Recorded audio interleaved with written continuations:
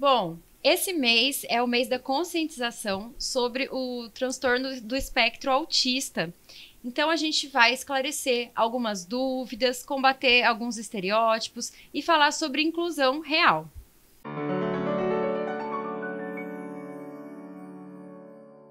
Eu estou aqui com os meus convidados, o Anderson das Neves, ele foi meu professor, meu supervisor de estágio, professor universitário, doutor, pesquisador em psicologia, supervisor em ABA, que depois ele vai explicar um pouquinho o que é esse ABA, com foco nas áreas de ensino-aprendizagem, inclusão educacional, linguagem e desenvolvimento atípico.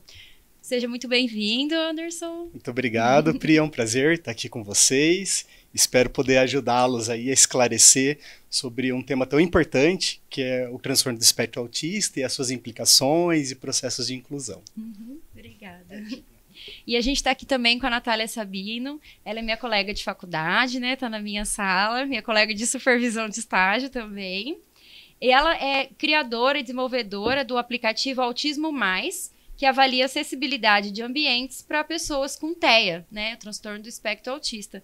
Seja bem-vinda também, Nath. Obrigada, Pri, pelo convite. Vamos aí estar fazendo uma movimentação, falar sobre o autismo, aproveitar esse mês dessa conscientização para a gente estar falando sobre. Isso aí. Obrigada, Nath. Primeiro, a gente seria legal entender o TEA. A gente vai usar essa sigla, né? O TEA, transtorno do espectro autista, né? E assim, já perguntando, né, para o Anderson, o que seria, por que espectro? O que significa isso? Então, o transtorno do espectro autista, ele é considerado um espectro, né? E o que a gente entende por espectro? Acho que é importante esclarecer. Espectro no sentido de variedade, de heterogeneidade, né? Então, há diversas manifestações clínicas, né, que vão desde limitações pontuais, né, em interação social, por exemplo, em padrões de comportamento, até limitações importantes, substanciais, que demandam muito suporte. Então, pessoas que, de alguma maneira, apresentam essas características estão dentro do que hoje a gente entende como o transtorno do espectro autista, né? Então, espectro, resumindo, seria uma diversidade, que não é todo mundo igualzinho, que tem Exato, como se fosse um leque de possibilidades, né, e de expressão e de interação nos diferentes ambientes, né?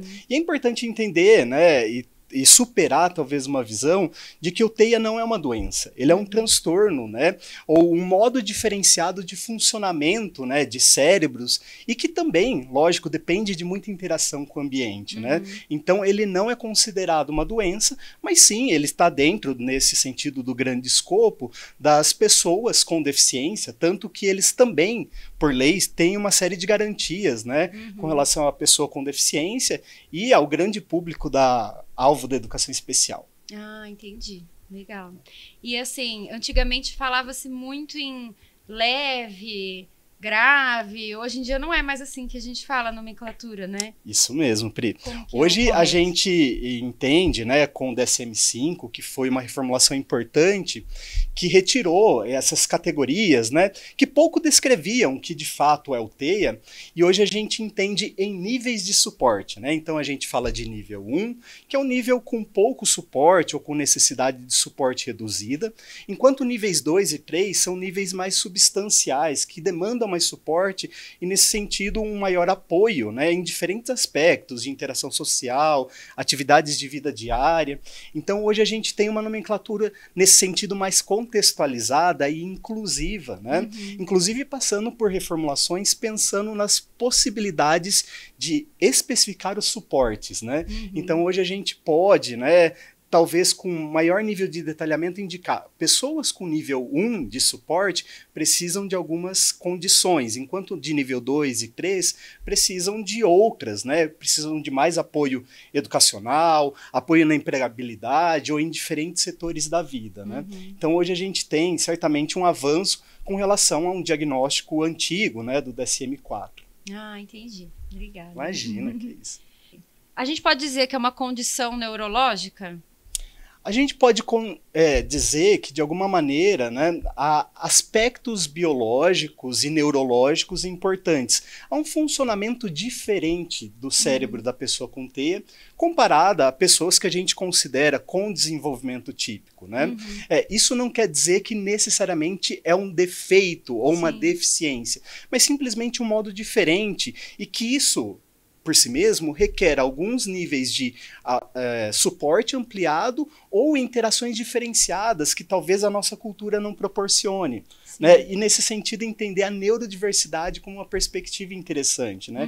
Que as pessoas, pela própria natureza humana, são diversas, são amplas, e acolher a amplitude dessa diversidade é algo bem importante. Sim. Tem 2 estereótipos que eu vejo, né? O primeiro, que é mais o do preconceito, do estigma, né? Que você falou que as pessoas enxergam como se fosse, assim, um defeito. E, por outro lado, também existe um outro estereótipo de que todas as pessoas com TEA têm altas habilidades, têm superdotação. Isso confere ou não? De fato, assim, o que a gente, infelizmente, ainda convive, né, com uma série de preconceitos e estereótipos com relação à pessoa com TEA, como uma pessoa com limitações severas, que é incapaz de aprender, de interagir socialmente. E, de novo, a gente tem que entender como espectro, como uma diversidade, né, de interações e de complexidades que estão ali dentro deste indivíduo, né? E, nesse sentido, então, a gente não pode talvez ir para este lado, né, de um preconceito ou um estigma, né, um estereótipo específico, que talvez remonte muito ao início do nosso século, quando a gente tinha, né, as primeiras descrições de autismo como uma pessoa com isolamento social, com dificuldades importantes em interação e padrões restritos de comportamento. Hoje a gente entende muito mais o espectro e a pluralidade dessas experiências e dessas condições, né? E daí a segunda pergunta, desculpa, se você puder retomar para que eu possa falar sobre. Ah, sim. É que um dos sintomas, assim, não sei se posso usar essa palavra, uma das características, né? Às vezes é uma sensibilidade maior para sons, para cheiros, hiperfoco em algumas habilidades, em alguns assuntos. Certo. Então tem essa visão também, tem tanto a estereotipada de forma negativa quanto a romantizada. Sim. Que toda pessoa autista Ela tem superdotação, altas habilidades, né? Isso também não procede, né? O diagnóstico de superdotação e altas habilidades, ele é outro, e que em alguns aspectos ele pode ser compartilhado, algumas características serem compartilhadas com o TEA. Por exemplo, pessoas com superdotação e altas habilidades, e também pessoas com TEA, têm hiperfoco, ou podem ter hiperfoco, né? Isso não é um critério definidor do transtorno do espectro autista, do TEA, né? E eu acho que é importante a gente diferenciar, porque o transtorno, considerando essa pluralidade, ele pode ter pontos de encontro com diversas outras condições, né? Então a gente tem desde pessoas que podem ter o que a gente chama de dupla excepcionalidade, ter TEA e também ter altas habilidades, como também existem pessoas com TEA e têm, por exemplo, deficiência intelectual, que a gente conhece como DI, ou transtorno do desenvolvimento intelectual, né? Então há uma pluralidade de conjugações possíveis dentro do TEA. Então acho que a gente também não pode romantizar no sentido de dizer que, bom, a gente de fato tem pessoas, super-heróis, né? Não, nós temos pessoas que têm características importantes, potencialidades e também limitações como qualquer outra. E essas limitações devem sim ser abordadas e devidamente cuidadas, né? Ensinadas em alguns aspectos. Sim. Ah, entendi. Legal. Então, a gente falou do hiperfoco, né? E isolamento social para algumas pessoas, né?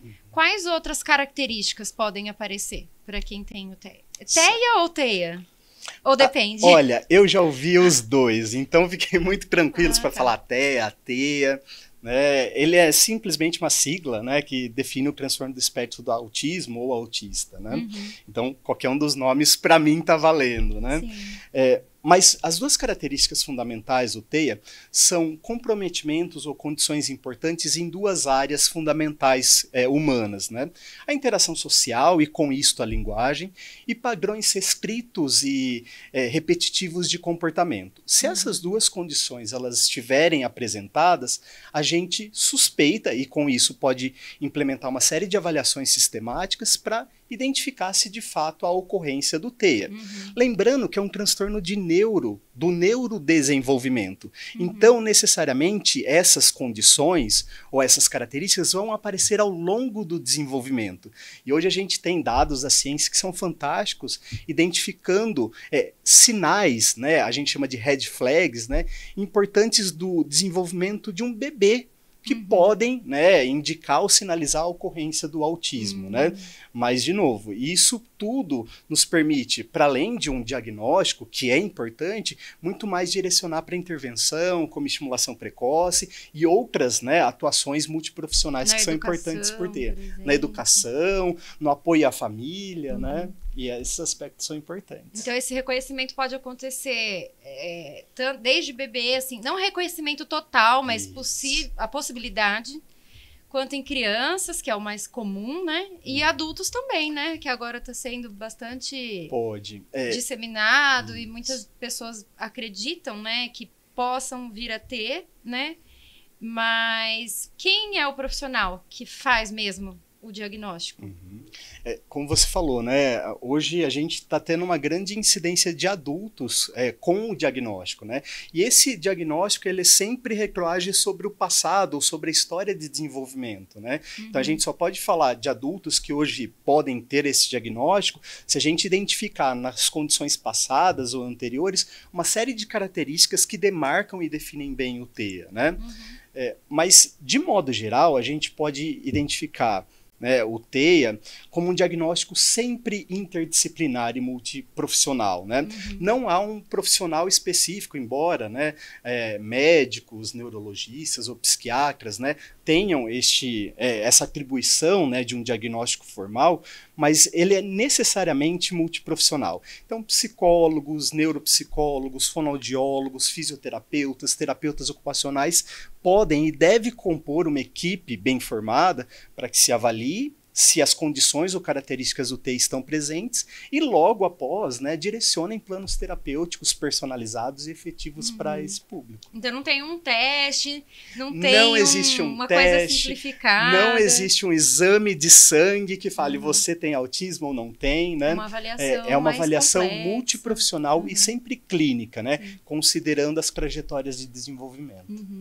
Então, só para resumir um pouquinho, seria uma pessoa que tem uma certa rigidez, assim, pelo que você... Estou tentando resumir de uma forma mais popular, assim. Certo.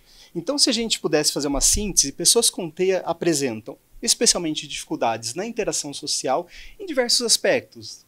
Conversar, se aproximar, ter atenção compartilhada com algumas coisas, né? Então, componentes da interação social geralmente são prejudicados, né? E também alguns padrões rígidos ou restritos de comportamento, né? Então, a rigidez, por exemplo, né? A pessoa pouco flexível pode dar indicativos de um possível TEA, mas isso não é absoluto, né? Tem que ser combinado a outras características também. Né? Então, interesses específicos, né? Então a gente vê muitos filmes, né? Aparecem isso, interesses específicos, por exemplo, com dinossauros, com nave espacial, enfim, né? Estas podem indicar, né? Serem possíveis indicativos de interesses muito específicos que essa criança tem, né? E com isso a gente pode acender uma luzinha, né? Uma red flag, como a gente fala, para que a gente fique atento se há ocorrência do autismo. Você falou de série, eu lembrei do Sheldon, né? Que tem a série Young Sheldon e o Big Bang Theory. Nunca é falado ali em nenhuma das duas séries. Mas provavelmente ele pode ser que tenha. Isso, ele apresenta algumas características, né? Tanto que por conta disso, acho que as pessoas fizeram o Jovem Sheldon, né? A série do Jovem. Para talvez demonstrar ao longo do desenvolvimento dele a demarcação de algumas características que são bem importantes, né? E o Sheldon, assim, talvez ele seja uma caricatura nesse sentido das dificuldades de interação social que pessoas com TEA apresentam. E ao mesmo tempo habilidades sociais também, que ele já passou para a universidade enquanto era criança, né? Sim, exatamente. Ao mesmo tempo também apresenta altas habilidades, o interesse, um hiperfoco importante em física, né? Sim. Então o Sheldon é um bom exemplo do TEA, por exemplo. Sim. E no caso dessas limitações sociais, existe uma forma de ter um treinamento que a pessoa possa superar essas dificuldades sociais, assim? Sim, sim. Então, uma vez que a gente identifica, né, as dificuldades em interação social que a pessoa com TEA apresenta, ela pode passar por uma atuação ou intervenções multiprofissionais, né? Com psicólogos, com fonoaudiólogos, com uma equipe que necessariamente pode trabalhar diferentes dimensões dessa interação social. Linguagem, compreensão, né, aproximação social, habilidades sociais básicas como iniciar e manter uma conversa, né, reconhecer sentimentos, né, reconhecer expressões faciais. Todas essas dificuldades, de alguma maneira, elas podem ser contornadas com devido apoio, com devido suporte que diferentes profissionais podem oferecer. Legal. Uma outra questão que eu queria saber, quais são os desafios que uma pessoa autista passa, assim, no cotidiano, no dia a dia, nos relacionamentos, na escola? E eu acho que essa pergunta ela é importante, a gente tem que contextualizar em períodos do desenvolvimento, né? Então, certamente, crianças com TEA, e a depender do nível do TEA, né, 1, 2 ou 3, apresentarão certas dificuldades ou desafios que podem ser encarados no contexto escolar, no contexto familiar, nas interações públicas, né, e compartilhadas com outras pessoas, especialmente nesta dimensão da interação social aí, né, como uma característica importante, e também, em alguns casos, na inflexibilidade quanto a rotinas, mudanças importantes do ambiente, né? Então essas dificuldades certamente vão aparecer, e isso, logo, em diferentes níveis de complexidade ao longo do desenvolvimento. Isso também na adolescência, e daí envolvendo questões de sexualidade, né, que certamente acho que tem muita literatura bacana sobre a sexualidade de pessoas com TEA também, na vida adulta também, e como eles podem interagir, as dificuldades de ingresso no mercado de trabalho, tanto que há leis que facilitam, né, que de alguma maneira promovem, né, e incitam, né, oferecem iniciativas importantes, incentivos para que essas pessoas sejam absorvidas no mercado de trabalho, dadas os tamanhos obstáculos que a nossa cultura oferece a esse público, porque infelizmente a nossa sociedade, talvez ela não é tão inclusiva como a gente imagina que é. Sim. Há vários obstáculos que precisam ser superados, né? Desde estrutura, atitudes, né? E até mesmo uma concepção de pessoa e de integralidade da pessoa que a gente precisa superar para que os espaços sejam verdadeiramente inclusivos, né? Sim. Muito bom. Lembrei até de outra série, você falou da questão da sexualidade, não sei se vocês já viram, chama Atypical. Já ouvi falar, eu não assisti ainda. É bem legal, mas, que é um adolescente, e aí mostra ele na família, ele com os amigos, ele na escola, com as namoradas, tudo. Eu recomendo, gente. Minha mãe dele, vou ver se eu coloco aqui em algum lugar do vídeo. Que legal. Eu queria saber um pouquinho, Nath, sobre o aplicativo, né? O Autismo Mais. Explica pra gente um pouquinho como que funciona o aplicativo, como que vocês tiveram a ideia. Explica um pouquinho pra gente, por favor. Bom, a ideia, eu trabalho no restaurante, né? E tinha uma funcionária lá que ela tem um filho, né, autista, ele é Down também. E ela comentou, falou assim, eu não vou lembrar agora o nome da praia, mas eu tô querendo ir para uma praia X e eu tô querendo levar meu filho para ele ir lá participar, né, de viagem com a família, porque quase ele nunca sai.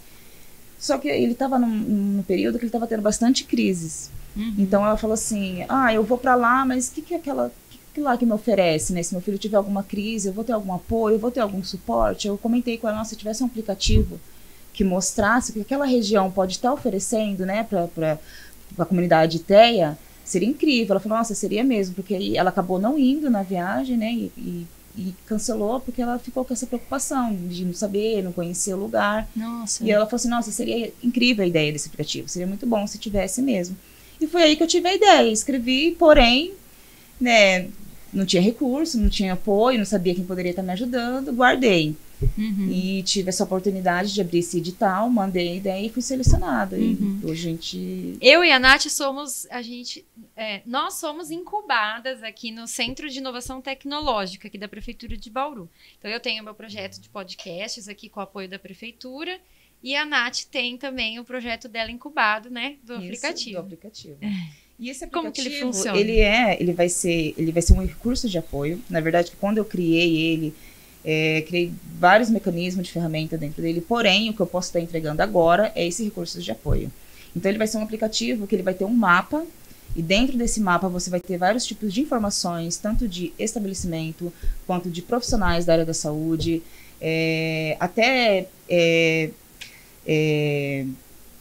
informações sobre direitos, né, os direitos que pode estar tendo. E assim, é um aplicativo voltado para todas as idades do TEA, né, não é focado só em criança. Então, assim, um adulto ele pode ter as informações sobre workshop, sobre palestra, vai ter também uma comunidade dentro dele que os pais atípicos podem estar trocando informações, em tal lugar vai ter tal coisa, a gente pode estar se reunindo, conversando.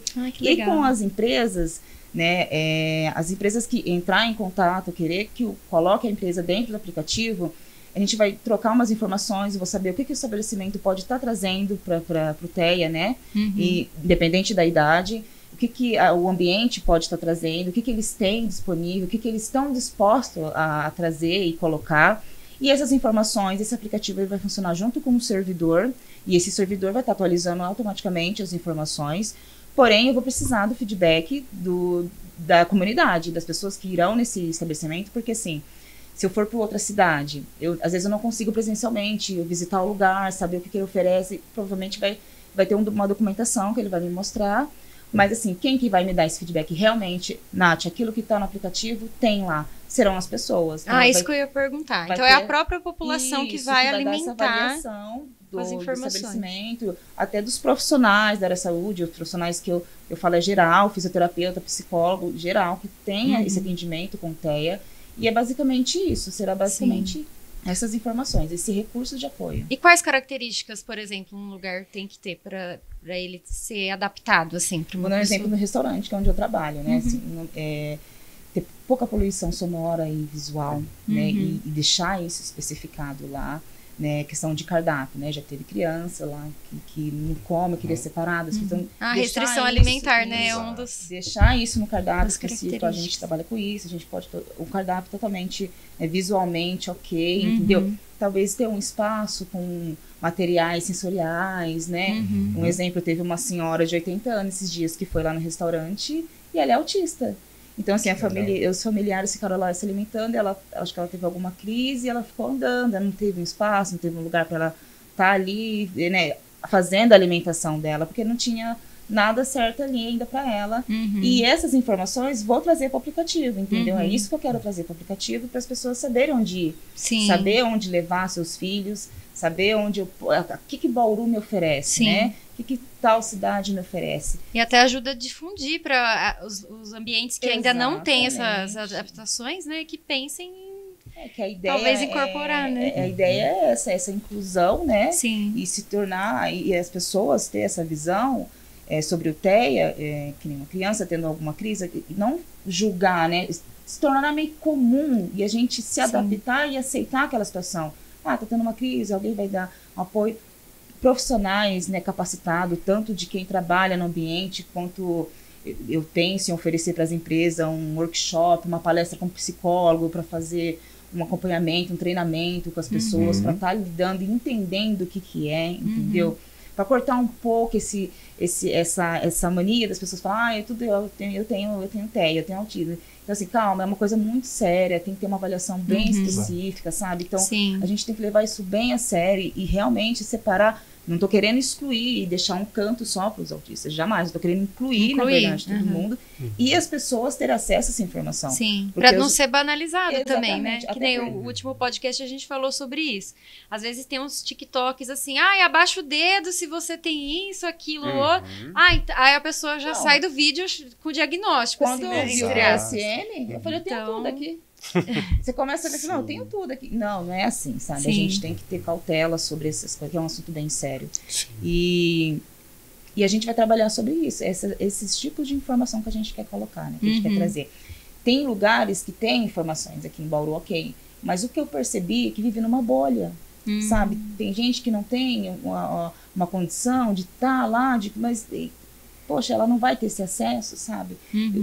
Alguns lugares que eu fui, eu vi o quanto é legal os pais atípicos se encontrar, trocar essas informações. Então, dentro desse aplicativo, ele vai fornecer isso, sabe? Então, a gente vai criar uma comunidade, a gente está nesse movimento, está trabalhando sobre isso, em cima disso. E, claro, passar essas informações, as pessoas terem as informações do que realmente precisa, do que tem ali, o que oferece ali, para você poder sair com seu filho, que, né, com TEA, ou um adulto que tenha TEA. A gente tem que focar também nos adultos, né, porque eles falam, eu tô tendo forms, o feedback tá vindo muito disso também, não fala nada sobre adultos, os adultos precisam saber os lugares que ele precisa ir, o que oferece também, isso é muito legal. Sim. E é basicamente isso daí que eu tô trabalhando. Nossa, muito bom, muito parabéns, legal. Viu? Parabéns, parabéns. Deixa eu ver o que mais que eu pergunto aqui. O critério que usa para avaliar, acho que a gente falou, né? As características do lugar. Exatamente, seria isso, né? Vai ter esse contato meu com a empresa, né? Antes de colocar assim, até a empresa pode ter um adesivo lá do autismo, mas isso também dá visibilidade para a empresa também, para o estabelecimento. Ali faz parte, né? Tem um exemplo, abriu lá na Unimed um espaço para autista. Poucas pessoas sabem disso.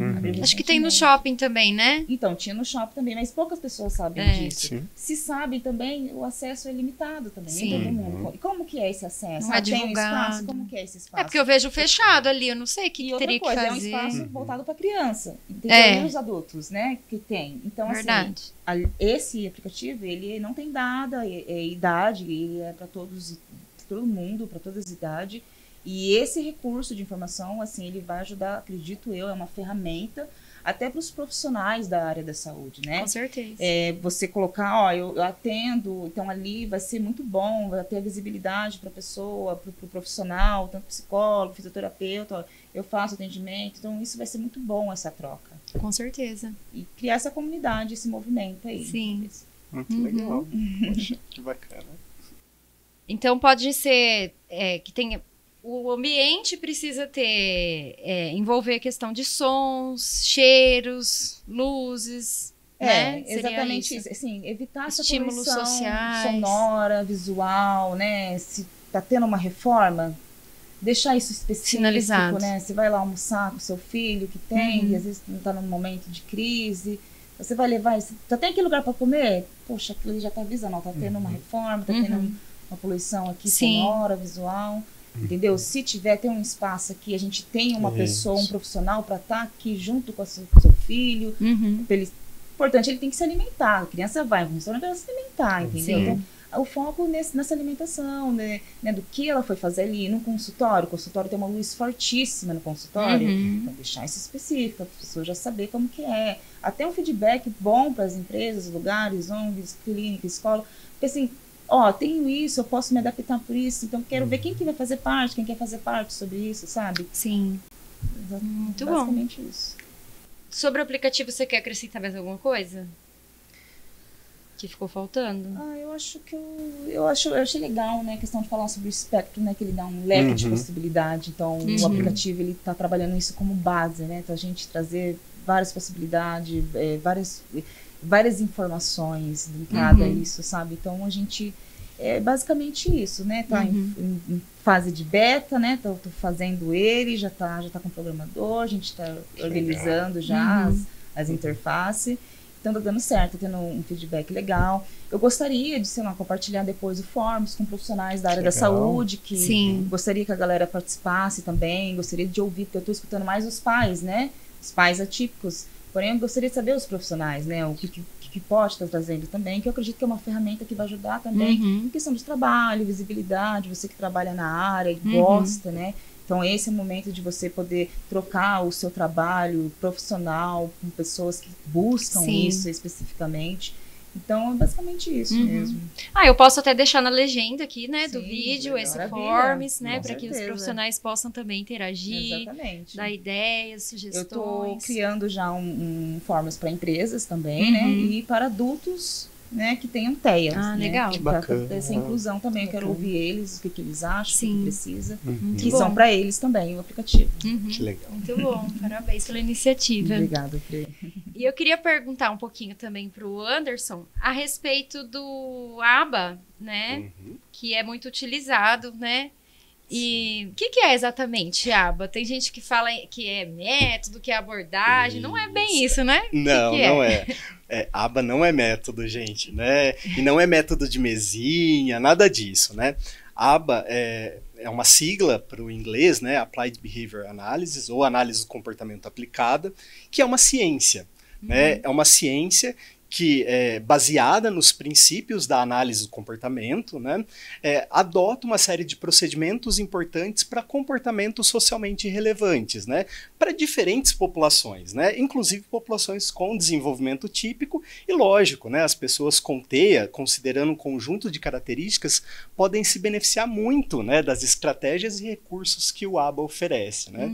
Então, o ABA é ciência, é uma ciência que tem muita comprovação empírica, né, especialmente para essa população com TEA, tanto que é considerado um padrão ouro de tratamento e de intervenção para esse público. Ah, muito bom. E de que forma que o ABA pode ajudar as pessoas com TEA? Certo. Ele pode ajudar, penso que em dois grandes momentos, né? Na avaliação, né? Então a análise do comportamento aplicado oferece uma série de protocolos, né? E instrumentos importantes para rastrear aspectos do desenvolvimento, de comportamentos, de repertórios, e especialmente na intervenção, né?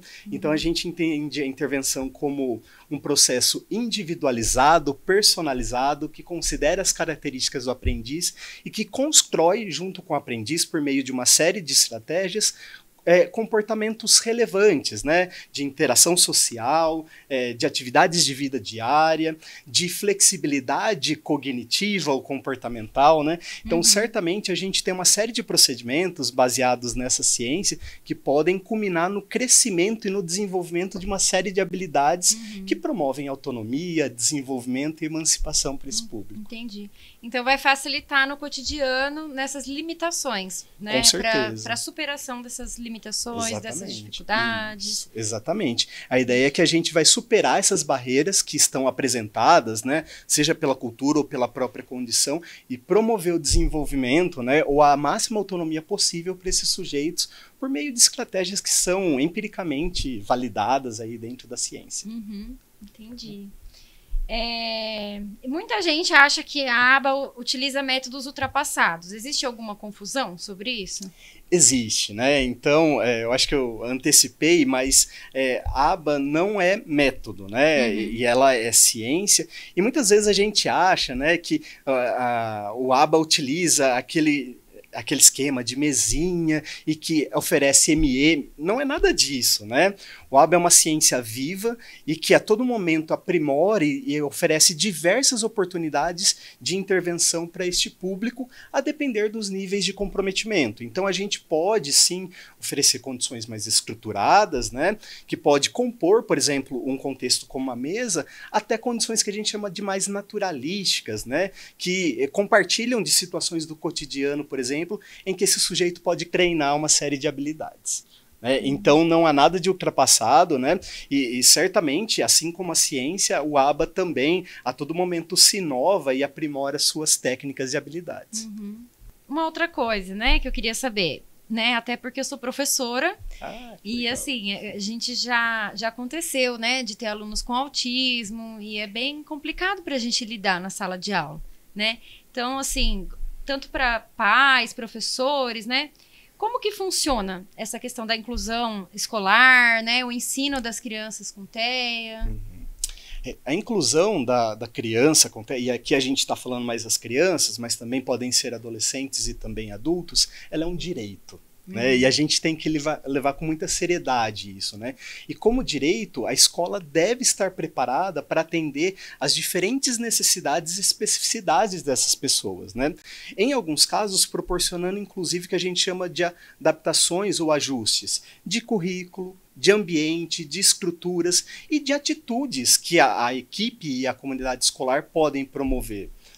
Então, certamente, lidar ou ter uma criança com TEA na sala de aula pode ser um desafio, mas um desafio superado, com muita ciência, com muita empatia, com muito acolhimento e uma compreensão deste fenômeno, né, e desse processo que é o TEIA para esta criança. E com isso, né, se elaborar junto com a família, com a equipe e a comunidade escolar, o que a gente chama de plano de ensino individualizado, mais conhecido como PEI, que ele pode oferecer diretrizes bem importantes para como a gente vai atuar e promover, de fato, a inclusão e a acessibilidade dessa criança. Sim, então atividades adaptadas. Atividades adaptadas, currículos adaptados, provas de formas diferenciadas, acesso a recursos distintos, né? Podem ser componentes interessantes para algumas crianças com TEA. Sim, importante falar com os outros alunos também, explicar. Exatamente, né? Promover a inclusão, oferecer uma série de dicas importantes para que os colegas possam interagir da melhor forma possível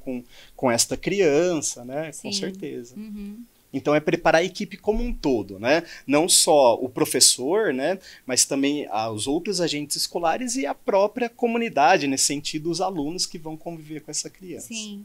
Tem até direito de ter um cuidador ou alguém acompanhando, né? Dependendo do nível de suporte, né? Exatamente. A depender do nível de suporte, ele pode ter um acompanhante terapêutico, né? Em alguns casos, é importante que se tenha um professor de educação especial e inclusiva, né, para que, de fato, sejam garantidos todos os acessos possíveis ao conhecimento acadêmico, mas também a socialização e a interação social, que é importante. Sim, por isso é importante o diagnóstico, porque sem o diagnóstico documentado ali na escola, a escola fica meio de mãos atadas, né? Não tem como oferecer os direitos. Infelizmente, né, no Brasil, a gente só consegue algumas coisas quando se tem esse diagnóstico, se tem essa condição documentada, né? Não que isso seja ideal, mas é isso que acontece. Então é importante o quanto antes ter o diagnóstico, né, para se garantir uma série de direitos importantes, seja na educação, como a gente está falando, mas também na saúde, né, e na comunidade como um todo. Sim, tem até o AEE, né, que é o atendimento educacional especializado, exatamente. Né, que é no contraturno da escola, normalmente, né, que a criança ou adolescente tem esse direito também. Isso mesmo. E lembrando que o AEE não é só para crianças ou adolescentes com TEA, né, mas para crianças com deficiência, inclusive que são público-alvo da educação especial, né? Sim, legal. Muito bom. Já falando em direitos, né? Quais outros direitos, além dessa parte da educação, que as pessoas com TEA têm no Brasil? Eu acho que assim, atendimento à saúde, né? Acessibilidade em ambientes também, benefício e prestação contínua, que é o BCP, né? E assim, que a gente pode estar, se quiser continuar, mas isso que a gente pode estar vendo também a questão de como que se você vê algo que não condiz, como que a pessoa reage, se elas não estão tendo esses direitos, o que está acontecendo. É importante denunciar, buscar os direitos, né, assim, ir atrás do Ministério Público, Defensoria Pública, né, como é lei, né, então a gente pode buscar por esses caminhos denúncia, ir atrás de o apoio dentro desses órgãos que eles conseguem, né? Eles dão esse apoio também. Tem até vagas também, né? Que eu já vi em alguns locais. Igual tem vaga para idoso, pessoa com deficiência também tem. Exato. Eles têm direitos, né? Por exemplo, a filas preferenciais, né? Se tem uma lei que chama Lei Piana, né? Que garante o direito, né, ao diagnóstico, tratamento e acompanhamento, né, ou continuidade do processo ao longo de toda a vida, especialmente no SUS, né?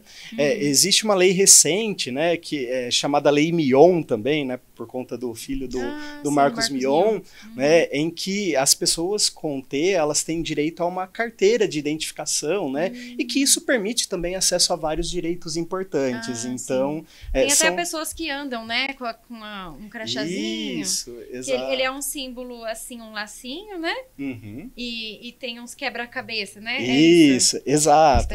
Ou o girassol, né, que indica, né, das deficiências, ditas deficiências ocultas, e o TEA também, né, porque não há fenótipos, né, não há características físicas que identifiquem, né?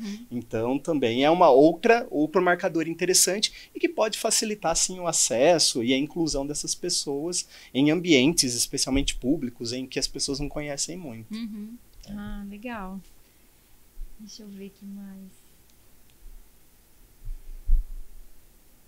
E como que a tecnologia pode ajudar as pessoas, a família, né? A gente já falou uma possibilidade aqui, né? Que é o aplicativo Autismo Mais. Quais outras formas, assim, que a tecnologia pode ajudar? Bom, eu acho que a tecnologia ela pode ser uma grande aliada, né, em todo o processo, né, desde diagnóstico até intervenção, né. Eu vou dar 2 exemplos, né. Então a gente tem pesquisas muito sofisticadas aí identificando, por exemplo, que crianças com TEA apresentam pouco contato visual, especialmente com faces humanas, logo nos primeiros meses de vida, né, até os 12 meses de vida. Isso pode ser capturado, né, por um equipamento que chama eye tracking, né? Então, desde essa tecnologia, né, que é muito sofisticada, até mesmo, né, programas informatizados de ensino e que personalizam o ensino a depender das características, das habilidades que o nosso aprendiz apresenta, né? Então, acho que certamente a tecnologia é uma grande aliada nesse processo de inclusão, né, e produção de condições, né, importantes para essa população. Até coisas simples, né? Assim, eu tinha um aluno que ele usava um fone de ouvido. Exato, né? exatamente. Então, nas trocas de aula, abafadores de ruído, exatamente, né? exatamente. Salas sensoriais, né, que de alguma maneira também são recursos interessantes. Eu tenho um perfil aqui no Instagram que eu queria estar passando, que é da família Teia Bauru. Família Teia Bauru. Teia Bauru, seguem lá, são bem legais, eles postam bastante conteúdo. Mandar um abraço para a Regina também, que ela que organiza essa página e ela me ajuda, ela me dá um apoio bem legal. E acho legal, interessante as pessoas seguirem lá, tem bastante conteúdo legal. E vai ter uma palestra dia 17 lá na UB. Vai vir uma deputada, que ela é autista. Que bacana. Bem legal. E acho que é bom a gente estar compartilhando. Eles estão postando direto lá as inscrições para estar fazendo, vai ser de graça. Sim. E eu vou estar lá também falando do aplicativo. E vai ser bem, bem interessante. Muito bom, legal. Uma outra coisa que eu queria acrescentar aqui, que era bem do meu cotidiano, né, na sala de aula, eu via que os alunos se tratavam assim, como se autismo fosse um xingamento, né? E às vezes a criança, o adolescente nem tinha autismo, falava, seu autista, como se fosse, sei lá, seu bobo, seu... Então, assim, são coisas simples, né, que a gente pode trabalhar com os nossos alunos, sobrinhos, filhos, enfim, as crianças que a gente convive, ou até os adultos mesmo, né? Que isso não é um xingamento, não, pra gente parece até simples, né? Que tá na área, mas assim, eu via na escola, isso era muito comum. Então, eu acho que por isso a importância, né? De ambientes como esse, dessa discussão, do aplicativo. E é isso. Você tem alguma mensagem para falar, Anderson, das pessoas que convivem com pessoas com TEA, familiares, professores? Eu acho que a mensagem principal, né, procurem ajuda, né, e procurem ajuda especializada. Então a gente tem bons profissionais, né, em Bauru, região, no Brasil, que atendem essa população. Então procurem esse suporte, procurem conhecer as condições, né, e características do TEA.